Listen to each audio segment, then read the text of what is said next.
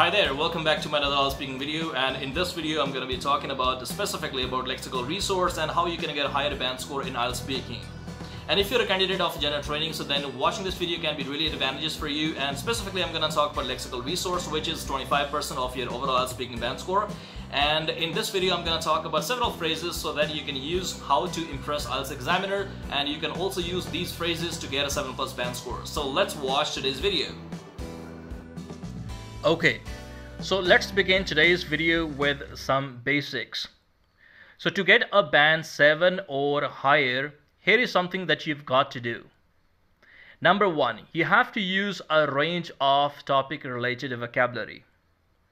For example, if you're asked to talk about technology, then you should be using vocabulary words related to technology, so that the examiner gets to know that you have a wide range of vocabulary words. For instance, you can use tech savvy, which is a specific vocabulary related to technology. And in case if you're wondering to know the meaning of tech savvy, if you describe somebody a tech savvy, that means that the person has great knowledge about technology.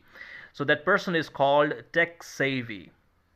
Next, number 2, you have to use idioms in your answers.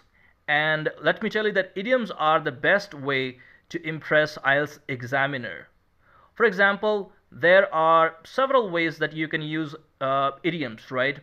So for example, there are 2 candidates. And number 1 says, I enjoy a lot with my friends. And number 2 says, I have a ball with my allies.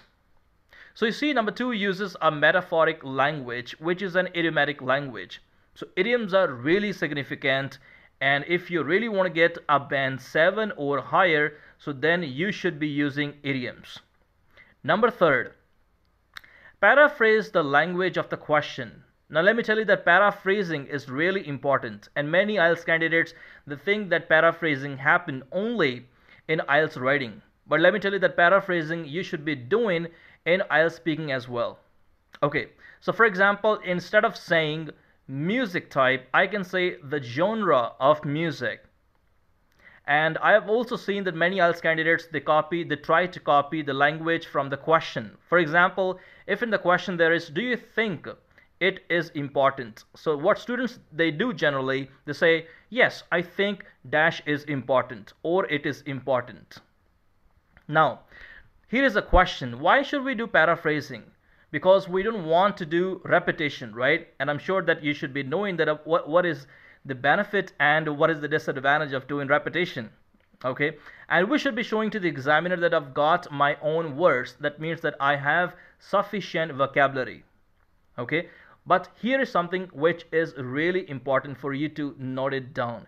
You don't have to be bothered much about paraphrasing in part 1 of the IELTS speaking test. However, you should be paraphrasing in part 2 as well as part 3 in order to get a high band score. So in the next video, I'm going to explain in more detail that how to use specific or topic related vocabulary, and then I'm going to talk about in more detail how to use and what kind of idioms you should be using, and more about paraphrasing in the next video. And if you found this video useful, please tell me in the comments so that I can make more videos for this part, for lexical resource. Once again, thank you very much for watching today's video.